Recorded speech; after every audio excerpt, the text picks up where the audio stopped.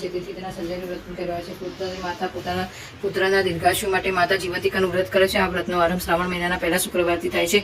જીવંતિકા એક અર્થ જીવાડનારી એવું પણ થાય છે. તેથી જીવંતિકા માતાનો વ્રતનો મહિમા પણ અપરંપાર છે. આ વ્રત સૌભાગ્યવતી સ્ત્રી તથા કુમારિકાઓ બહેનો કહે છે. વિધવા સ્ત્રી પણ તેના પુત્ર પણ થાય છે. જીવંતિકા માતાનો વ્રતનો મહિમા અપરંપાર છે. આ વ્રત સૌભાગ્યવતી સ્ત્રી કુમારિકાઓ બહેનો વિધવા પહેરવા જોઈએ.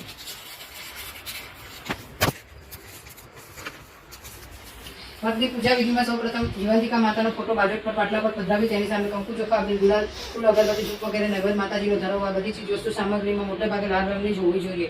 ખાસ ધ્યાનમાં રાખવું કે મહાપ્રસાદમાં ઘી સાકરનો કંસાર બનાવવો. પછી જીવંતિકા માતાની પૂજા અર્ચના કરવી અને માતાની આગળ પોતાનો ખોળો પાથરી પોતાનાથી જાતે કોઈ પણ ભૂલ થઈ ગઈ હોય તો તે પોતાની ક્ષમા માંગવી. સાચા મનથી કરેલી પ્રાર્થના માતાજી જરૂર સાંભળે છે. પોતાના ભક્તોને તે હંમેશા સહાય કરે છે. પરંતુ જીવનમાં ફરીથી કદી તેઓ ભૂલો નહીં કરવી જોઈએ. ખાસ ધ્યાન રાખવું. પુત્રવાળી બહેનોએ માતાને પ્રાર્થના કરીને કહ્યું કે હે જીવંતિકા માં તું જીવાડનારી છે, તેથી તું મારા બાળકોની રક્ષા કરજે અને તેનું